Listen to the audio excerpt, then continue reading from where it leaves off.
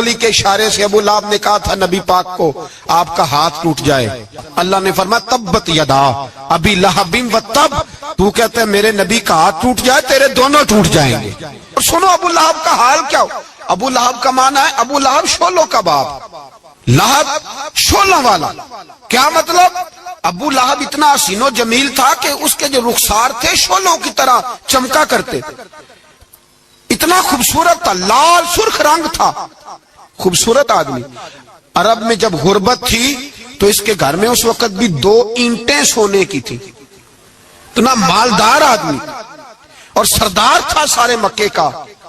لیکن نبی پاک کی بے ادبی کی، تمہیں پتہ ہی نہیں کہ رب دنیا میں سب سے زیادہ ناراض ہی اس سے ہے جو اس کے رسول کا بے ادب ہے، سب سے زیادہ ناراض ہی اسی سے۔ ابو لہب نہ گیا بدر کے موقع پر، ڈر گیا، کہنے لگا میں نے نہیں جانا، مکے میں رہ گیا، نہ گیا جہاد کے لیے، مسلمانوں کے خلاف نہ نکلا۔ لوگوں نے بڑا اس کو لان تان کیا، لیکن کہنے لگا میرے خرچے پہ 4-5 بندے لے جاؤ، میں نہیں جاؤں گا، پیچھے رہ گیا۔ لوگ کہنے لگے بچ گیا، لیکن اس کے جسم کے اندر ایسی بیماری نکلی کہ ریشے سے بھر گیا سارا وجود، ریشے۔ اس کے بچوں نے لے جا کے ابو لہب کو پیچھے ایک حویلی تھی مکے کے باہر، اس میں بند کر دیا، چیختا تھا، چلاتا تھا، میں بد دعا نہیں دیتا، پر اگر کلیجہ پھاڑ کے دیکھو تو دل بڑا زخمی ہے، میری حیات کو ٹکڑوں میں بانٹنے والے، جب تیری حیات بھی بکھرے تیری ممات بھی بکھرے، اللہ کرے اسی طرح تو بھی روئے جس طرح آج اس دھرنے میں شہید ہونے والے کی ماں روئی۔ اللہ کرے میری حیات کو ٹکڑوں بانٹنے والے، جب تیری حیات بھی بکھرے، جب تیری ممات بھی بکھرے، بد دعا ہے تمہارے لیے، بد دعا ہے تمہارے لیے، جب تیری حیات بھی بکھرے تیری ممات بھی۔ بند کر دیا اس کو لے جا کے وہاں پیچھے، اور جب اس کو بند کر دیا کمرے میں تو چلاتا تھا، چیختا تھا، کوئی مجھے بچاؤ، کوئی پانی پلاؤ۔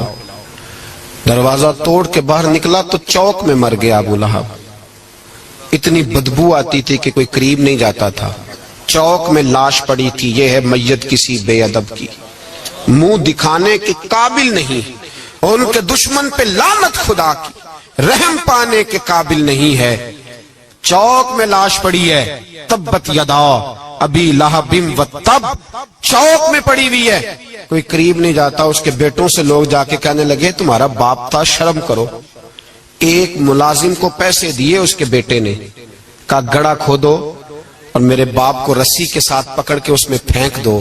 ایک گڑھا کھودا مکے کی گلی میں، اور رسی کے ساتھ پکڑ کر، رسی کے ساتھ باندھ کر اس کی ٹانگ کو گھسیٹ کر اس گڑھے میں ڈال دیا، اوپر سے مٹی ڈال دی، بدبو کا وہ ڈھیر بند کر دیا۔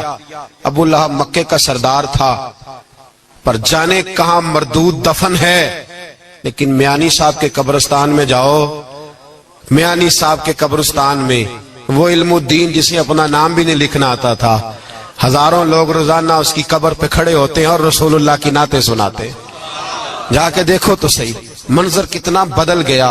اور جب غازی علم دین شہید کا جنازہ اٹھا تو امیر ملت پیر جماعت علی شاہ صاحب کی چیخ نکل گئی، اور ڈاکٹر اقبال رونے لگے، اور قائد اعظم تڑپنے لگے، منتیں کرتے تھے محمد علی جناح کہ یارو تھوڑے پیچھے تو ہٹو، میرا بھی دل کرتا ہے میں بھی ذرا اسے کندھا دے لوں، ذرا پیچھے تو ہٹو۔ محمد علی جناح جیسے لوگ تڑپتے تھے، اور جب قبر میں اترنے کی باری آئی تو ڈاکٹر اقبال نے ہاتھ باندھے، کہنے لگا دوستو اقبال پہ تھوڑا رحم کھاؤ، اسے میرے ہاتھوں پہ رکھو، قبر میں اتار دیتا، اسے میرے ہاتھوں، قوت عشق سے ہر پست کو کر دے، دہر میں اس میں محمد سے اجالا کر دے، اور کی محمد سے فاتون تو ہم تیرے، یہ جہاں چیز ہے کیا لوح و قلم تیرے ہیں۔ اور اقبال کہنے لگے دیکھو میں شعر لکھتا رہا، اور لوہاراں دا منڈا نمبر لے گیا۔ میرے نبی پاک صلی اللہ، ایک شخص حضور کے سامنے بیٹھا ہے تو منہ چڑھا چڑھا کے باتیں کر رہا ہے۔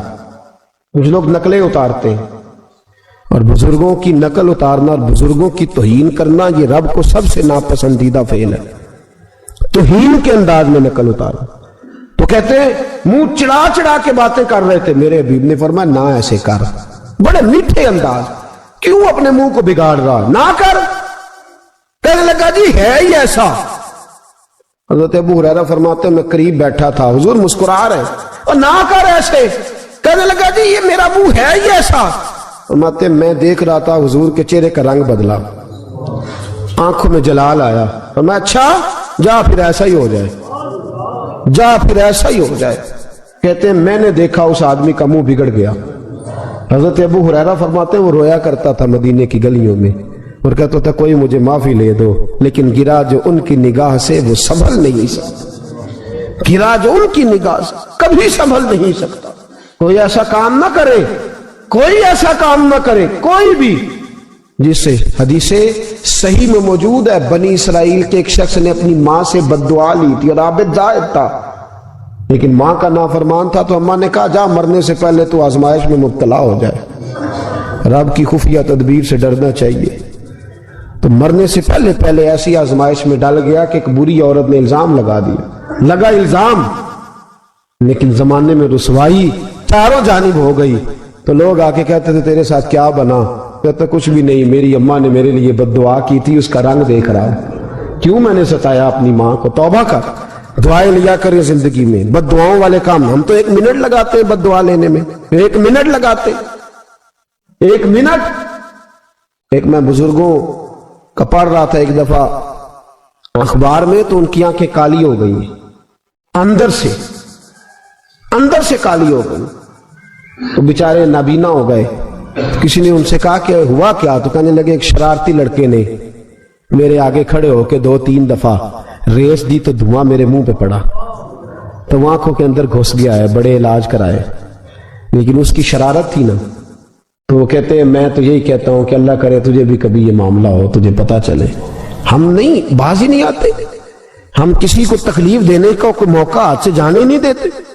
میرے عزیزو یاد رکھو، ڈھونڈا کرو کہاں کہاں کس کس کو ستا بیٹھے، کس کس کی توہین کر بیٹھے، کہاں کہاں ہم نے لوگوں کے بد دعائیں اکٹھی کی. بد دعائیں پیچھا کرتی ہیں، جس طرح دعا پیچھا کرتی ہے بد دعا بھی پیچھا کرتی ہے، وہ پیچھے پیچھے چلتی ہے، وہ تاڑتی ہے. عتبہ نے میرے رسول پاک صلی اللہ علیہ وسلم کی بے ادبی کی، حضور علیہ السلام کے چہرہ انور پر اس نے معاذ اللہ ثم معاذ اللہ تھوکنے کی ناپاک جسارت کی. میرے حبیب نے دعا فرمائی یا اللہ اللہم سلط علیہ قلب، اللہ اس پر درندہ مسلط کر دے. ابو لہب کا بیٹا تھا، رات کو جب سوتا تھا تو ابو لہب 2-4 بندوں کو معاوضہ دے کے کھڑا کرتا تھا کہ نیزے لے کے کھڑے ہو جاؤ، میرے بیٹے کے قریب کوئی نہ آئے. توجہ ہے آپ کی؟ نیزے لے کے کھڑے ہو جاؤ. لوگ کہتے تو انہیں نبی بھی نہیں مانتا اور بات ہر ایک مانتا ہے، پیغمبر بھی نہیں مانتا. تو ان کے جملے کہنے لگا میں مانوں نہ مانوں بات الگ ہے، لیکن میرا تجربہ ہے جو اس کے منہ سے نکل جاتا ہے وہ ہو جاتا ہے، جو ان کی زبان اطہر سے نکل جاتا ہے وہ. ایک سفر پہ جا رہے تھے، قیام کرنا تھا، سونا تھا، 4 پہیاں لگی چاروں جانب، تو بیچ میں ابو لہب نے اپنے بیٹے کی 4 پائی لگائی، بیچ میں. جاگ رہے ہیں آپ لوگ؟ ارد گرد دوسرے لوگ سوئے بیچ میں، اور لوگ کہنے لگے تو پاگل ہو گیا ہے، اگر کوئی شیر آئے گا تو باقیوں کو نہیں کاٹے گا، صرف اس کو کاٹے گا. کہنے لگا بد دعا تو اس کے لیے ہوئی ہے، دعائے ضرر تو اس کو ملی ہے، اسی پہ مسلط ہوگا. شیر آیا رات کے اندھیرے میں، لوگ تھکے ہوئے تھے، ایک بندہ جاگ رہا تھا، وہ کہتا ہے اس نے سب کے منہ سونگے لیکن کسی کو اس نے تکلیف، کسی کو تکلیف. سونگتے سونگتے عتبہ تک آیا، اور لفظوں کا فرق دیکھیے گا، آیا ہے، چیرا ہے، پھاڑا ہے، ٹکڑے کیے، حصے بکھرے کیے، لیکن ایک بوٹی بھی نہیں کھائی. مار دیا، چہرہ بگاڑ دیا، وجود کاٹ دیا، چلا گیا قتل کر کے، کھایا نہیں ایک لقمہ بھی اس کے وجود. بھائی درندے پھاڑنے آتے ہیں کہ کھانے آتے ہیں؟ وہ کھایا نہیں، پھاڑ کے چلا گیا. تو لوگ سویرے پوچھنے لگے صحابہ سے کہ ماجرا کیا ہے؟ تو گویا صحابہ زبان حال سے کہہ رہے تھے گستاخ کا گوشت گندا ہوتا ہے، جانور بھی نہیں کھایا کرتے، گندا ہوتا ہے. یہ ہے میت کسی بے ادب کی، منہ دکھانے کے قابل نہیں ہے، ان کے دشمن پہ لعنت خدا کی، وہ رحم پانے کے قابل نہیں ہے. میرے رسول پاک صلی اللہ علیہ وسلم کی زبان اطہر سے اگر کبھی کسی شخص کے لیے ایسا جملہ نکل گیا تو پھر اس نے بھی اس کا پیچھا کیا، لیکن میرے حبیب نے دعائیں ہی دی ہیں.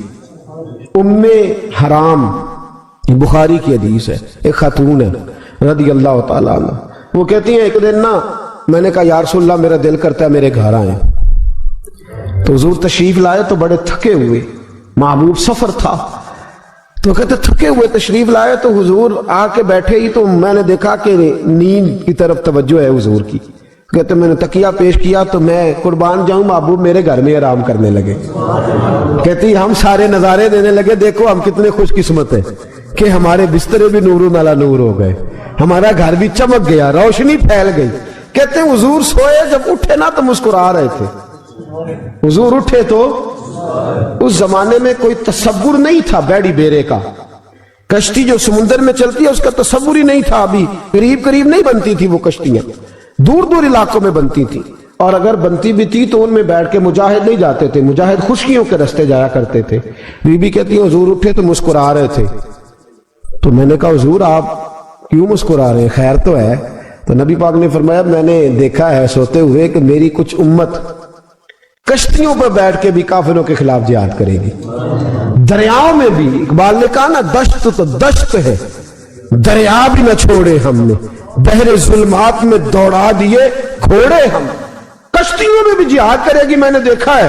تو کہتی ہے میں نے فٹافٹ کہا یا رسول اللہ مجھے بھی شامل کر دے ان میں، حضور مجھے بھی ان میں، حضور ذرا جلدی جلدی، دیکھا جو ان کو بانٹتے تو میں نے بھی بڑھ کے پیار سے دستے عطا کے سامنے دستے طلب بڑھا دیا، میں نے بھی آگے بڑھ کے کہا حضور تھوڑی خیر ادھر، حضور مجھے بھی شامل کر دے، کہتے پہلے بوڑھی تھی، نبی پاک نے ہاتھ اٹھائے کہ یا اللہ اس کو بھی ان میں شامل کر دے۔ اب فرماتے ہیں سرکار کا وصال ہوا، کوئی جہاد نہیں ہوا سمندر والا، حضرت ابو بکر کے زمانے میں کوئی جہاد نہیں ہوا سمندر والا۔ مجھے لوگ کہتے تو نے مرنا کب ہے، میں نے کہا جب تک کشتی والا جہاد نہیں ہو جاتا، جب تک کشتی والا جو دن کو کہہ دیا دن ہے تو دن نکل آیا، جو شب کو کہہ دیا شب ہے تو رات ہو کے رہی، خدا نے ان کی زبان کو وہ اختیار دیا جو نکلی منہ سے ان کے وہ بات ہو کے رہی۔ فرمایا جب تک کشتی والا جہاد نہیں ہوتا میں نے مرنا۔ تو پھر بابے کو کہنے دو نا عرش فرشتے بانگا ملیاں مکے پہ گئی شور، اور بلے شاہ ایسا نہیں مرنا، گالی مکی بلے شاہ ایسا نہیں مرنا ہے، مر گیا ہی کوئی اور تبارت شاہ کدو مر دے جنہ کیتیاں نیک کمائیاں نے، بات ہی ختم کر دی، او کدو مر دے جنہ کیتیاں نیک کمائیاں نے۔ حضرت سلطان باہو رحمت اللہ علیہ فرماتے ہیں کامل پیر اونا دے باہو قبر جنہ دی جیوے، فرمایا میں نہیں مرتی، حضرت اسرائیل نہیں آتے وہ چھو کے گزرے گئے، کہتی بہنیں بھی چلی گئی، بھائی بھی چلے گئے، خامد بھی چلا گیا، بچے بھی کئی گئے، اور میں اسی حالت میں۔ حضرت ابو بکر صدیق کا وصال ہوا، حضرت عمر کا وصال ہوا، حضرت عثمان کا، گن رہے ہیں آپ لوگ، حضرت ابو بکر کے 2.25 سال، حضرت سیدنا عمر فاروق کے کم و بیش 10 سال، حضرت عثمان غنی کے تقریباً 11.5 سال، کتنا عرصہ ہو گیا؟ کہتی ہیں کوئی، پھر حضرت علی کے 4.5 سال۔ بی بی کہتی ہے میں تر و تازہ تندرست کی تندرست، لوگ کہتے ہو بی بی تیرے ساتھ والے سارے چلے گئے، تو کب جائے گی؟ تو میں کہتی ساڈے نبی دی زبان، ساڈے نبی دی زبان، ساڈے واسطے قرآن، میں کیسے جاؤں، ابھی جہاد ہی نہیں ہوا۔ کہتے ہیں خلفائے راشدین نے پردہ کیا، حضرت امیر معاویہ کا دور آیا اور حضرت امیر معاویہ نے قسطنطنیہ کے لیے جب مجاہد بھیجے تو سمندر کا رستہ تھا، کہتی ہیں جب سواریاں جانے لگی تو کہنے لگے کچھ بیویوں کی بھی ضرورت ہے کھانا پکانے کے لیے، کہتی ہے میں ہاتھ بھی کھڑا کرتی رہی، درود بھی پڑھتی رہی اور محمد کی صداقت پر شکر بھی ادا کرتی رہی۔ کہتے ہیں میں نے ہاتھ کھڑا کیا تو مجھے کچھ لوگ کہنے لگے بی بی تو سلیکٹ ہو جائے گی، تو بوڑھی ہے۔ تو کہتی ہے میں نے کہا سلیکٹ ہو کیا جاؤں گی، مجھے جانے والے سلیکٹ کر کے گئے ہیں، مجھے سلیکٹ کیا گیا ہے، جنہوں نے ظاہری پردہ کیا ہے نا، سلیکٹ مجھے حضور نے دعا کر دی تھی تو نبی پاک کی دعا۔ فرماتی ہیں میں کشتی میں بھی بیٹھی، جہاد بھی کیا، اور جس دن وہ جہاد ختم ہوا حضرت ام حرام کا وصال ہو گیا، تو لوگوں سے پوچھتے بی بی چلی گئی، کہنے لگے ہاں مصطفیٰ کا کیا ہوا وعدہ جو پورا ہو گیا ہے، میرے محبوب نے جس کو دعا دے دی، میرے رسول کریم نے جس کے لیے دعا کر دی۔ دوسرا درجہ والد کا، اگرچہ رسول پاک علیہ السلام کے والد گرامی آپ کی ولادت سے قبل تشریف لے گئے تھے، لیکن میرے حبیب پاک علیہ السلام نے جناب ابو طالب کے ساتھ جو رویہ رکھا اور پھر حضرت عباس کے ساتھ جو رویہ رکھا، پتہ کیا حال تھا؟ جب رسول پاک علیہ السلام فرماتے ہیں غربت تھی تو مجھے جناب ابو طالب نے پالا، ان کی زوجہ حضرت فاطمہ بنت اسد رضی اللہ تعالیٰ عنہ جو جناب علی المرتضیٰ کی والدہ ہے، فرماتے ہیں کہ انہوں نے میری بڑی خدمت کی، مجھے گھر میں رکھا، پیار سے رکھا۔ میرے والد اور والدہ کے وصال کے بعد، چچا کے جانے، دادا کے جانے کے بعد چچا اور چچی نے پالا اور اس گھر کو ایک مکمل ماحول فراہم کیا۔ پھر ایک وقت آیا کہ جناب ابو طالب پہ غربت آئی۔ نبی کریم صلی اللہ علیہ وسلم بکریاں چرانے جاتے تھے اور وہاں سے جو اجرت لے کے آتے تھے سیدھی لا کے چچا کی ہتھیلی پہ رکھتے تھے، چچا کی ہتھیلی پہ رکھتے اور فرماتے تھے کہ چچا آپ اپنے مصارف کے لیے اس کو خرچ کر سکتے ہیں، یہ عالم۔ اور پھر چچا نے بھی تو کمال کر دی نا، پھر اس چچا نے بھی تو کمال کر دی نا، سارے لوگ کٹھے ہو کے آ گئے نا حضرت ابو طالب کے پاس اور آ کے کہا کہ جناب اپنے بھتیجے کو منع کیجیے ورنہ ساری برادری آپ کی مخالفت کرے گی، حد ہو گئی، اب حد ہو گئی، اب ساری ان سے کہیے کہ انہیں دولت چاہیے یا عرب کی کوئی خوبصورت عورت چاہیے یا معاذ اللہ کوئی اور چیز کا مطالبہ کرتے ہیں تو ہم دینے کو تیار ہیں، لیکن ان کو کہتے ہیں کہ یا تو تبلیغ چھوڑ دے یا ان کا یہ بھی کہنا ہے کہ جو آپ کا مطالبہ ہے آپ بتلائیں۔ حبیب پاک علیہ السلام نے فرمایا کہ اگر وہ میرے سیدھے ہاتھ پہ چاند رکھیں، دوسرے پہ سورج رکھیں، پھر بھی میں اللہ کی توحید کا اعلان کرتا ہی رہوں گا، میں تو اس دعوے سے باز نہیں آؤں گا۔ جناب ابو طالب نے کہا بھتیجے پھر میں بھی بوڑھا ہو گیا ہوں۔ توجہ ہے آپ کی؟ میری بات سمجھ میں آ رہی ہے؟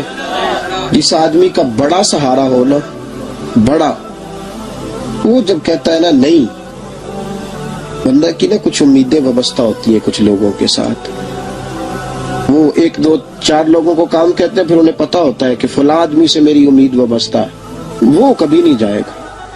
جب ابو طالب نے کہا نا کہ میں پھر بوڑھا ہو گیا ہوں تو اللہ کے حبیب اٹھے، حضور سید عالم صلی اللہ علیہ وسلم کی مقدس آنکھوں میں آنسو ہے، گویا حضور فرما رہے ہیں کہ چچا باپ کا الفت بھائی کی نہیں کرتا جائیداد کے تنازع میں جتنی بھتیجے اٹھ کے کرتے۔ جناب ابو طالب نے دیکھا کہ رسول پاک نے رخ پھیرا، آنکھوں میں آنسو ہے، چچا تیری مرضی، یہ لفظ کہے کہ حضور کی آنکھیں بھر آئی۔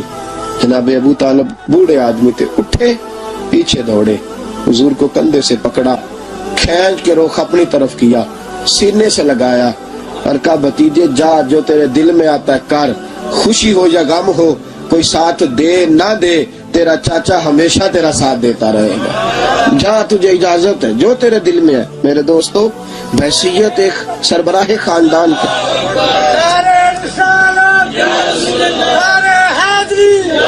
اب ان رشتوں کا تقدس، اور پھر جب جناب ابو طالب کا وصال ہوا اور جناب ختیۃ الکبریٰ بھی اسی سال میں گئی تو عام الحزن کہا یہ غم کا سال ہے، یہ غم کا سال۔ رشتوں کا تقدس جو نبی پاک علیہ السلام کے آنے پہ قائم ہوا، قبل اس کے انسانیت اس سے آشنا نہ تھی۔ رشتوں کو جو محبت اور خلوص کا رنگ میرے مصطفیٰ نے عطا فرمایا، دنیا کے کسی قانون میں اس کا تصور بھی نہیں کیا جا سکتا۔ اللہ علیہ کے پاس نے ایک بوڑھی اماں اپنا بیٹا چھوڑ گئی، تو حضرت صاحب نے کو 2 4 5 مہینے رکھا، تو بعد میں اس کی اماں کو بلا کے کہا کہ تو بیوہ ہے، بیٹا تیرا یتیم ہے، میں نہیں چاہتا کہ اس کا وقت ضائع ہو، یہ پڑھنے والا کوئی نہیں، سارے نہیں بھائی پڑھنے والے ہوتے، اب یہاں علماء بیٹھے ہیں، میں بے ادب بھی نہ ہو جاؤں، کچھ پورے 8 سال لگا کے بھی آ جاتے ہیں، سند بھی ان کے پاس ہوتی ہے، ناراض نہ ہو جانا، یہ تو سب اچھے لوگ ہیں، سند ہوتی ہے پر پتہ کوئی نہیں ہوتا، یہ اعلیٰ حضرت نے لکھی ہے بات، سند ہوتی ہے، پوری ڈگری ہوتی ہے، اس پہ کئی لوگوں کے سائن بھی ہوتے ہیں۔ تو بہت سارے طالب علم ایسے ہوتے ہیں جو مدارس میں کہتے ہیں میں فاضل فلاں ہوں، لیکن کوئی شے پاس، تو مولانا سردار احمد صاحب محدث اعظم پاکستان رحمۃ اللہ علیہ اس بوڑھی کو کہنے لگے تیرا بیٹا کند دینا ہے، پڑھنا پڑھانا اس نے کچھ بھی نہیں، تو یتیم بچہ ہے، کل کو تو کہے گی کہ میرے بیٹے نے وقت ضائع کیا تو واپس لے جاؤ۔ بوڑھی اماں رونے لگ گئی، کہنے لگی میں پڑھانے تو نہیں لائی تھی، میں تو آپ کو رب کا ولی سمجھتی ہوں، میں تو نوکری کرانے لائی تھی۔ جاگ بنا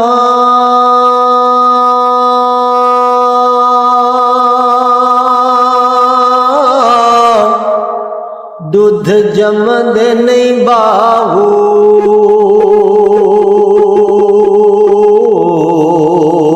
بھاویں لال ہون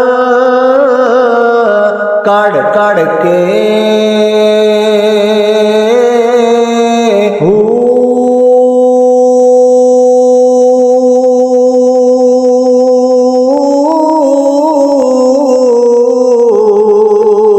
جاگ بنا دودھ جمد نہیں باہو جاگ بنا دودھ جمد نہیں باہو بھاویں لال ہون کڑ کڑ کے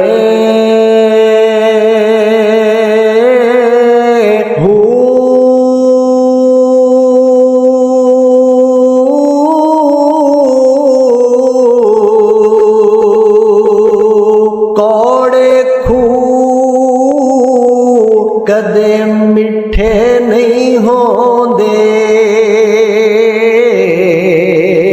بھاویں مڑا منہ گڑ. نوکری حضرت انس بن مالک کہتے ہیں میری اماں بھی حضور کی بارگاہ میں دے گئی تھی. تو حضور کی بارگاہ میں یہ نہیں کہا تھا کہ یا رسول اللہ پڑھا دیں، ہاں میں ذمہ داری سے بات کر رہا ہوں. یہ نہیں کہا تھا حضور مجاہد بنا دیں. یہ تھوڑی کہا تھا کہ یا رسول اللہ صلی اللہ تعالی علیہ وسلم سے مفسر محدث محقق مفتی بنا دیں.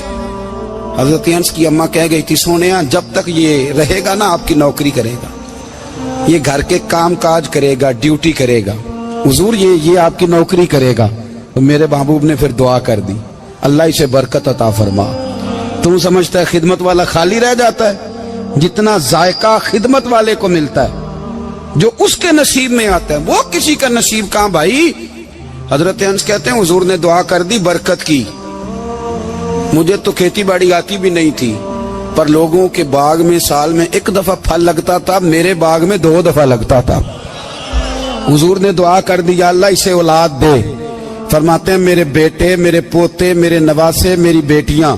فرماتے ہیں میں زندہ ہوں اور میری 100 اولادیں موجود ہیں. پریشان ہو گیا 100 سن کے کہ بچے 2 ہی اچھے. 100 اولادیں میری موجود ہیں. حضرت انس بن مولانا سردار احمد صاحب کے پاس نا چھوڑ گئی بچہ. کہنے لگی حضرت جی میں کو پڑھانے کے لیے تھوڑا چھوڑ گئی ہوں، میں تو اس لیے چھوڑ کے گئی ہوں کہ آپ مہربانی کریں خدمت کرائیں. تو حضرت جی کہنے لگے کوئی ایسا کام ہی نہیں خدمت والا کیا کراؤں. کہنے لگی پٹھے پوا لیا کرو. جی ہن لڑ پیندے نے کہنے نے بچے کام کر دیں مدرسے دا. حالانکہ اب کہاں بچے کام کرتے ہیں، اب تو گزر گیا دور، اب تو بچے کام کراتے ہیں. اب بچے بھی ناراض ہو رہے ہیں، گور گور کے دیکھ رہے ہیں. صحیح پہ رہا ہوں آپ کو، بچے کام کراتے ہیں، بچے کہاں کام کرتے. کہنے لگی یہ چارہ ڈالے کرے گا آپ کی بھینسوں کو. تو حضرت نے اس کو کہا کہ بی بی چارہ میری بھینسوں کو ڈالنے کے لیے میں نے بندہ رکھا ہوا ہے، تو جا لے جا. کہنے لگی ہاتھ باندھ کے حضور مہربانی کریں رکھ لیں چارہ ڈالے گا. اور پتر توجہ سے چارہ ڈالنا حضرت کی بھینسوں کو. رونے لگی. حضرت نے رکھ لیا. مہینے کا خرچہ بھی دیتے. شام کو نا وہ سارا دن کام کرتا، شام کو آ کے پیروں میں بھی بیٹھ جاتا. حضرت جی لائیں تیل تھوڑا سا پیر نہ دبا دوں. 8 سال ساتھ والے پڑھتے رہے. یہ بیچارہ نوکری کرتا رہا. میرا روپ بھی نہیں تے میرا رنگ بھی نہیں، اور مینو یار منان دا ٹنگ بھی نہیں. کبھی کبھی نا حضرت بلال حبشی فارغ ہوتے نا تو نبی پاک کی بارگاہ میں عرض کرتے حضور کوئی کام تو نہیں، سارے ہو گئے، حضور جاؤں ذرا. چلے جاتے. ایک دن سلمان فارسی کہنے لگے یا رسول اللہ یہ بلال کہاں جاتا ہے. فرمایا جا دیکھ کے تو آ.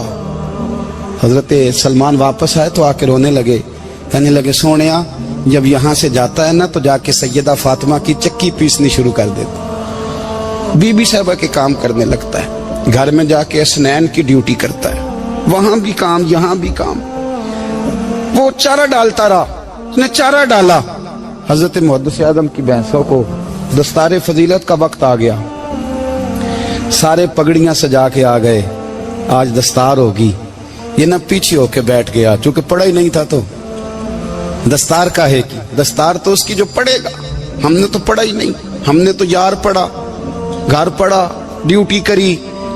حضرت محدث اعظم رحمت اللہ علیہ کے ہاں جب اعلان ہونے لگا نا کہ اب دستار ہوگی تو حضرت نے پہلا اعلان اس کا فرمایا. تو مجھے والا بندہ کپڑے بھی کدی کدی بدل دے نا. وہ کہتا ہے جس حال میں بھی تھا میں پلٹ کے دیکھنے لگا کہ پڑھا پڑھایا تو ہے کوئی شے نہیں. تو یہ ماجرا کیا ہے؟ پیچھے سے اٹھ کے آئے تو کہتے ہیں باقیوں کی دستار کسی عالم نے کی, کسی صوفی نے کی, لیکن یہ بھینسوں کو چارہ ڈالنے والا جب آیا تو محدث اعظم نے فرمایا پگڑی کے بال کو کوئی ہاتھ نہ لگائے, یہ ساری دستار میں نے کرنی ہے. اور فرماتے ہیں حضرت بال بھی دیتے جاتے تھے اور آنسو بھی بہاتے جاتے تھے, ماتھا بھی چومتے تھے اور فرماتے تھے دستار کے بعد چلا تو نہیں جائے گا یار, مجھے تو عبادت بھی نہیں رہ گئی, مجھے تو چابیوں کو بھی نہیں پتا کون سی کہاں رہتی ہے, جائے گا تو نہیں تو رو پڑا کہنے لگا سوڑیا جائے تو وہ جس کے پلے کچھ ہے ہو, آتا جاتا تو ہے کچھ نہیں, مجھے کس نے رکھنا ہے, میں نے کہاں جانا ہے, ادھر کہاں تو ادھر ہی رہوں گا. اس طالب علم کے سارے استاد بھائی کہتے ہیں اس نے دستار کرائی, پڑھا پڑھایا کچھ نہیں, پر جو مسئلہ اڑ جاتا تھا نا, وہ جو اڑ جاتا تھا نا, وہ جا کے اس سے پوچھتے تھے تو کتابیں کھولنے کی ضرورت نہیں پڑتی تھی. حضرت ام سلمہ رضی اللہ تعالیٰ عنہ کہتی ہے میں نے عرض کی یا رسول اللہ صلی اللہ علیہ وسلم میری بچی بڑی بیمار ہے, تو مجھے کسی نے کہا ہے یہ تھوڑی سی نشے والی چیز ہے, یہ بنا کے تیار کر کے دو صحیح ہو جائے گی, بیمار ہے بچی تو یہ نشے والی چیز ہے, اس کو تیار کر کے دو, تھوڑا نشہ ہے.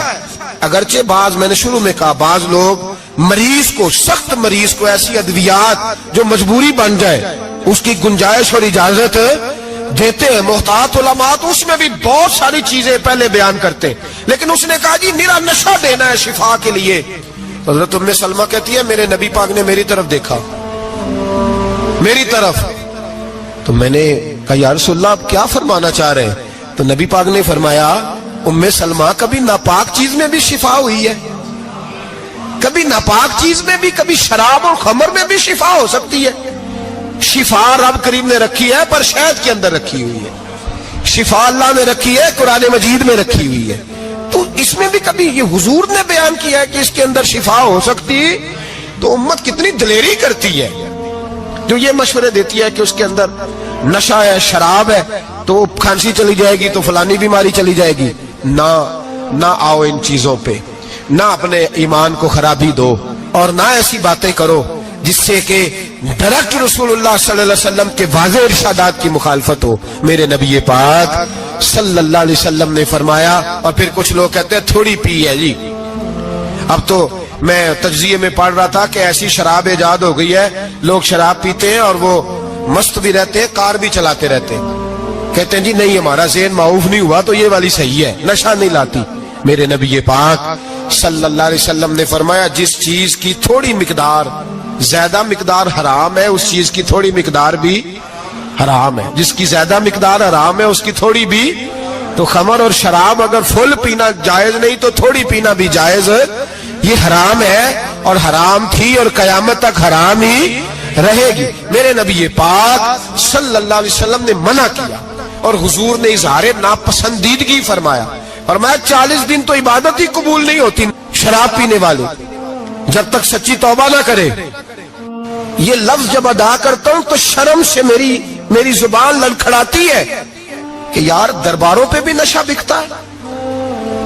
میں یہ بات کر رہا ہوں صوفیاء کا ترجمان, درباروں پہ, مزاروں پہ, اور سجادہ نشینوں تمہیں زمین نگل جائے, آسمان تمہیں لے اڑے, تم پر قہر نازل ہو, تم نے باپ دفن کر کے تو وہاں نشے کا اڈا بنا لیا, ماؤں سے بیٹے چھیننے لگے ہو, عورتوں کے سروں سے کپڑے چھیننے لگے ہو, سہاگ مارنے لگے ہو, بیٹیاں اور بیٹے یتیم کرنے لگے ہو, نشہ بیچتے ہو درباروں اور مزاروں پہ. یہ تماشا لگ گیا. کیسے کروں یہ بات, پر کرنی پڑ رہی ہے, مجبوری ہے, یہ مضمون مکمل نہیں ہو سکتا. بند کر دیں وہ دربار, ہمیں نہیں چاہیے جن درباروں پہ نشہ بکتا ہے. میں ذمہ داری سے کہہ رہا ہوں, بات ریکارڈ ہو رہی ہے. جوتے کی نوک پہ وہ سجادہ نشین جو امت کو ڈرگز دیتا ہے, وہ سجادہ نشین کا ڈیرا نہیں, وہ گند کا اڈا ہے, وہاں سے فیض نہیں مل رہا, امت کی تباہی ہو رہی ہے. بتا دو, پھیلا دو, اس کو اعتراض کرنا کرو. میرے رسول پاک سید عالم صلی اللہ تعالی علیہ وسلم کا دین ضروری ہے, کسی پیر کی سجادگی ضروری, بولیے سجادگی ضروری. بڑی ذمہ داری سے کہہ رہا ہوں اور نمائندگی کر رہا ہوں اپنی جماعت کی. نہ ہمارے بزرگوں نے کل اس کی حمایت کی تھی، نہ آج کرتے ہیں، نہ قیامت تک کریں گے۔ بند کر دیں وہ دربار اور مزار۔ بزرگ دنیا میں یہ کام کرنے آئے تھے، اور ہماری سوچ اتنی گر گئی ہے، اتنے ہم کمزور ہو گئے۔ کہتے ہیں جب اس کو چڑھ جاتی ہے تو پھر بڑی معرفت کی باتیں سناتا ہے۔ تجھے شرم نہیں آئی یہ لفظ کہتے ہوئے؟ اب نشئی تجھے معرفت سکھائے گا؟ اب تو شرابی سے، بھنگی چرسی سے دین سیکھے گا؟ کہتے ہیں اس نے پی ہوئی تھی، چڑھی ہوئی تھی، وہ بات کر دی تو میرا کام بن گیا۔ اتنی گندی اور میلی سوچ صاحب ایمان کی ہوتی ہے، تو اب نشیوں سے جا کر دعائیں کرائے گا؟ سن، میرے نبی پاک صلی اللہ علیہ وسلم نے فرمایا جو شراب پی لے، نشہ کر لے، اس کی تو 40 دن تک عبادت رب قبول نہیں فرماتا۔ تو کہتا چڑھی ہوئی تھی تو اس نے دعا کر دی، تجھے شرم ہی نہیں آئی بات کرتے؟ حیا ہی نہیں کیا تو نے جملہ بولتے؟ یہ کوئی تصوف اور طریقت ہے؟ جاؤ اٹھا کے لے جاؤ۔ ایسی کوئی تصوف اور طریقت ہمیں نہیں چاہیے، ہمیں وہ والی طریقت چاہیے جس میں خدا کے قرآن کی بات ہوتی ہے اور محمد مصطفیٰ کے فرمان کی بات ہوتی ہے صلی اللہ علیہ وسلم۔ تو بھائی یاد رکھو، یہ کوئی طریقہ نہیں۔ ایک مزار ہے، مجھے ایک صاحب کہنے لگے آ جائیں یہاں بھی فاتحہ پڑھیں۔ میں نے کہا یہاں کیا ہے؟ کہنے لگے تھے تو بابا جی نشہ وشہ کرتے، پر سنا ہے لوگوں کی منتیں بڑی پوری ہوتی ہیں۔ مجھے جذبات بڑے کم آتے ہیں۔ میں نے اس آدمی کو گریبان سے پکڑ لیا، میں کہ ادھر ہٹ، وہ تو نشہ کرتا تھا اور تو جاتا تھا، تیری یہ کیسے طاقت ہوئی؟ تو نے مجھے مشورہ دے دیا ہے، تو ہمیں کمزور سمجھتا ہے؟ ہم کمزور ایمان کے لوگ ہیں، اور میں یہاں تجھے کہوں گا نہیں نہیں میں یہاں نہیں جاتا، میں وہاں جاتا ہوں۔ بالکل کوئی لگی لپٹی بات نہیں، کھری بات۔ تصوف وہ، دربار وہ جہاں قرآن پڑھا جائے اور رسول اللہ کی حدیث سکھائی جائے، باقی کوئی مطلب نہیں کسی قسم کا۔ میں داتا صاحب کبھی جاؤں نا جلسہ کرنے کسی کام سے، کسی تقریب میں، تو میں داتا صاحب کے مزار پہ نہیں جاتا۔ میں کہتا ہوں یار یہ جرانہ نہیں کہ بندہ کسی کام آیا تھا تو فاتحہ پڑھ لی، واپس چلو۔ گکھڑ سے اسپیشل آئیں گے داتا صاحب کے مزار پہ حاضری دیں، اور میرے سنگی گواہ ہیں کہ میں اسپیشل ٹائم نکال کے بہت سارے کام چھوڑ کے اسپیشل جاتا ہوں، اور میں مراد ماننے نہیں جاتا، میں داتا صاحب کا شکریہ ادا کر دے جاتا ہوں۔ میں ان سے کہتا ہوں حضور آپ کی مہربانی، آپ یہاں آئے تو ہمارے بڑے بھی رسول اللہ کے غلام بن گئے۔ میں تو سلام عقیدت پیش کرنے جاتا ہوں، ہم مزارات پر جانے کے قائل نہیں، بلکہ ہماری تو عقیدت کا درجہ ہی مکمل نہیں ہوتا جب تک ہم مزار پہ سلام نہ کریں۔ پر مزار داتا صاحب کا، مزار خواجہ معین الدین اجمیری کا، مزار غوث اعظم جیلانی کا، مزار محدث اعظم مولانا سردار احمد کا، مزار اولیاء کا، مزار میاں شیر محمد شرک پوری کا، مزار رب کریم کے بندوں کا۔ بھنگیوں چرسیوں کے مزار نہیں ہوتے، اور نام ان مزارات کے قائل ہیں، بالکل قائل نہیں ہم۔ میں تھوڑے دن پہلے لاہور گیا تھا، تو میں کار میں میاں صاحب میاں شیر محمد شرک پوری کا ذکر کر رہا تھا۔ میں اپنے دوستوں سے کہہ رہا تھا یار بہت بڑا بابا ہوا ہے، تو مجھے کہنے لگی کرامت کیا ہے؟ میں نے کرامت یہ ہے کہ ساری زندگی سنت کا درس دیا ہے۔ تو مجھے کہنے لگے آپ کبھی گئے نہیں؟ میں نے کہا میں اسپیشل گیا تھا، اور تھوڑے دنوں کے بعد پروگرام بناؤں گا تو میں ساتھ لے کے جاؤں گا۔ ہم مزارات کے قائل ہیں، حاضریاں دیں گے مزاروں پہ، لیکن بھنگیوں چرسیوں کے مزاروں پر جانے کے قائل ہیں؟ زور سے بولے، یہاں جانے کے قائل ہیں؟ کوئی عقیدہ نہیں ہے ہمارا۔ نشہ بکے گا مزاروں پہ، اب یہ تصوف ہوگا وہاں، یہ طریقت ہوگی؟ اور ملت پر رحم کھاؤ خدا را۔ اگر تمہارے قومی ادارے کہتے ہیں رپورٹ کرنے والے کہ 70 لاکھ پاکستانی نشہ کرتا ہے، تو کیا تمہیں یہ نہیں پتا کہ نشہ بیچتا کون ہے؟ کیا تمہیں یہ نہیں پتا کہ ڈرگز کا کاروبار کون کرتا ہے؟ اگر تمہیں یہ پتا ہے تو کیا یہ خبر نہیں تمہیں کہ ان رگوں پر یہ خون اتارتا کون ہے؟ میں اپنے بزرگوں سے معذرت کے ساتھ، نشے کا آغاز، ناراض تو نہیں ہو جائیں گے بزرگ، نوجوانوں کو میں لتاڑ لیتا ہوں لیکن بزرگوں کی عزت کرنا سنت ہے، تو میں بزرگوں سے معذرت کے ساتھ یہ یوں سمجھ لیے خوگرے حمد سے تھوڑا سا گلا بھی سن لے۔ نشہ سگریٹ سے شروع ہوتا ہے، سگریٹ سے۔ میں تمباکو کو حرام نہیں کہتا، یہ فتویٰ نہیں دے رہا۔ تمباکو کا حکم وہی ہے جو مولی کا ہے، جو کچے پیاز اور لہسن کا ہے، کہ آپ جب کھا لیتے ہیں تو منہ سے بدبو آتی ہے، تو آپ مسجد میں آئے تو آنے سے پہلے مسواک کریں، منہ صاف کریں، پھر آپ آ جائیں۔ تو جائز ہے, مکروہ ہے لیکن حرام ہے. لیکن تمباکو سے آگے جب حالات بڑھتے ہیں, تجزیہ نگاروں نے لکھا ہے کہ ہمارے پنجاب کے کچھ علاقوں میں اب سگریٹ سے نکال کے نا, پہلے بھی بھرتے تھے لوگ اس میں بڑا کچھ, اب پتہ ہے کہ نیا نشہ ایجاد کیا ہے, اب اس کے اندر چربی بھرتے ہیں اور چھپکلی کو مار کے سکھا کے خشک کر کے اس کو پیس کے وہ ساتھ نشے کے ملاتے ہیں, اور اس کا حال یہ ہوتا ہے کہ آدمی کو زیادہ نشہ ہوتا ہے, اور کہتے ہیں وہ اتنا گند ہے کہ وہ آدمی کسی کو دانت بھی لگائے گا تو وہ بندہ بھی بیمار ہو جائے گا. کیا یہاں لوگ اسپرٹ نہیں پیتے آپ کے ملک میں؟ اور ہم کبھی سڑک پہ جاتے ہیں تو نشئی کو دیکھ کے مذاق کرتے ہیں, دیکھنا میں ہارن لگاؤں گا تو گاڑی کے ہارن سے گر جائے گا, لیکن تجھے پتا نہیں کہ یہ کسی ماں کا بیٹا ہے, پتا نہیں کسی بیوی کا شوہر ہے. ایک ہمارے دوست ہیں, بزرگ ہیں, ان کا داماد فوت ہو گیا, نشہ کرتا تھا, تو میں تعزیت کرنے ان کے گھر پہنچا تو کھڑے ہو گئے ہاتھ باندھ کے, کہنے لگے حضرت صاحب باقی ساریاں گلاں چھڑ دیو, صرف نشے تے تقریر کریا کرو. وہ جب جیتا تھا تو تب بھی اس کے بچے یتیم ہی تھے, یتیم ہی تھے. میری بیٹی جب میرے گھر آتی تھی اور میں اپنے پوتوں کے اتنے کپڑے اسے پہننے کو دیتا تھا تو میرا کلیجہ پھٹتا تھا, اور میری بیٹی اس کی زندگی میں بھی بیوہ کی زندگی گزار رہی تھی. وہ میری بہوؤں کے اترے ہوئے کپڑے پہنتی تھی. کوئی دعا کرو, کوئی جلسے کرو, یہ لت ختم ہو جائے.